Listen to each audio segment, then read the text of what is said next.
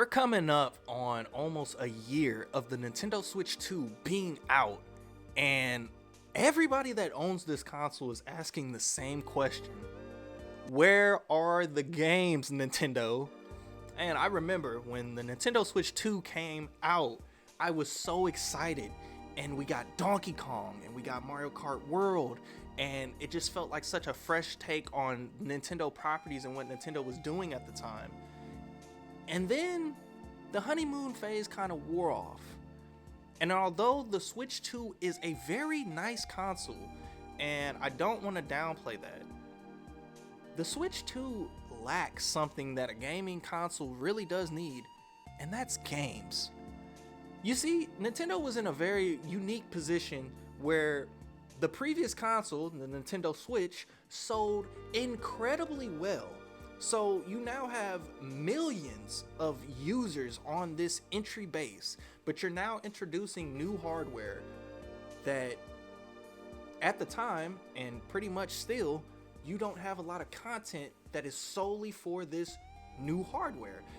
If I could try to compare it to anything else in the gaming space, it's almost like when PS4 and Xbox Ones, that generation, transformed into what we now have, the PS5 and the Xbox Series generation. And when that very first happened, you had a lot of cross-generation games, and people that jumped on the new hardware were constantly like, hey, stop making PS4 games, stop making Xbox One games. I want next generation games. I just spent $500 on this hardware. I want to feel like I'm getting my money's worth. And it took a long time to get to that point. Hell, they're still supporting PS4 games in some places, in some games. Now, mind you, when we get GTA 6 this year, hopefully we get it this year, that game is going to be the true test of what next generation is actually capable of, because we're already getting told that PlayStation 5 Pro is where you're going to want to play GTA 6. The crazy part about that is a lot of people don't have a PS5 Pro. Hell, a lot of people don't even have a PS5, let alone an Xbox Series console. Not to mention, all of these consoles just got a price raise, except for the Nintendo Switch 2, which when it dropped, everybody was outraged by the price. But now, months later, Xbox has raised their price, PlayStation has raised their price, so it kind of falls in line with everything. And unfortunately, we've seen in the news that gaming has turned back into an expensive hobby.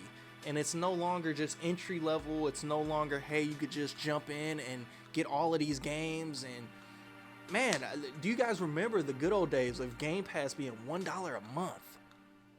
I'm getting off topic.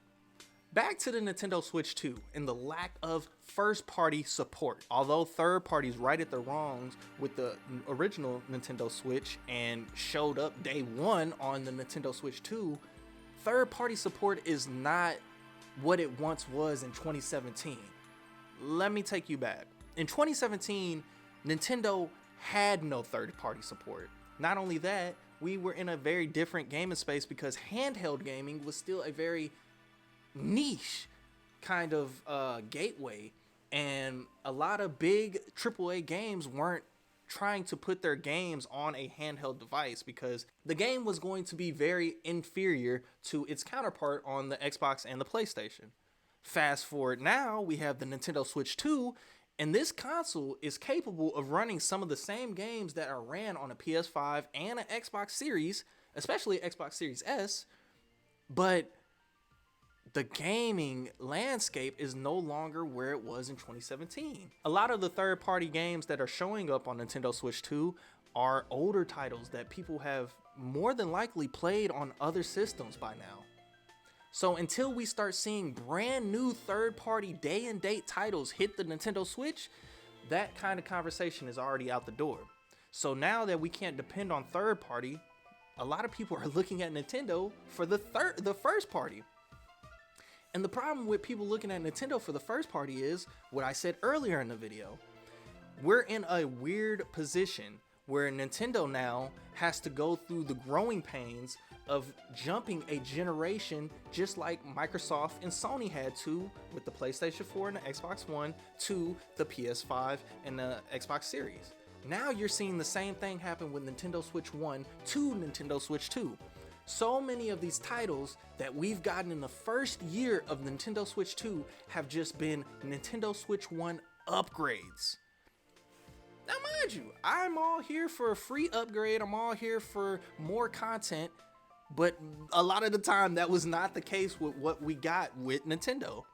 They were charging $5 to upgrade these games to the Nintendo Switch 2 version, which was crazy to me because I kind of think that if you see my account log on with a Nintendo Switch 2 and I go to download the Nintendo Switch 1 version of a game that I own, you should just offer me the free upgrade because I've already spent the $450 on your console.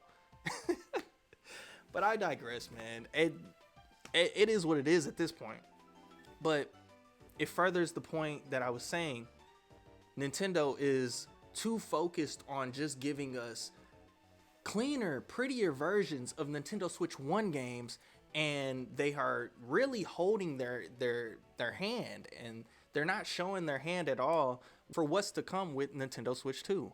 And it's kind of a limbo area, man. You don't know when you're gonna start to see big titles hit this console and they be solely for this console. I think Nintendo is in a unique position where they're scared to truly walk away from the Nintendo Switch 1. So for the next few years, you will get a lot of Nintendo Switch 1 and 2 games. It's already been happening.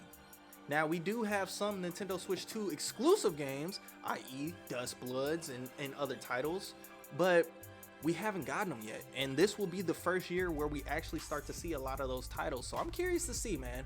You guys let me know down in the comment section below. What do you think Nintendo has up their sleeve? Do you think they know exactly what they're doing with the Nintendo Switch 2? Or do you think they're scared to move on from Nintendo Switch 1? Let me know. I'm actually curious. Me personally, I've been enjoying my Nintendo Switch 2, but I'd be lying to you if I sat here and said I've been playing a lot of Nintendo Switch 2 games on my Nintendo Switch 2. It's been a lot of old stuff, bro, and that's just what it's been. So you guys let me know, how are you enjoying your Switch 2? Are you getting a lot of use out of it? Let me know down in the comment section below. I will catch you guys in the next video. Peace out.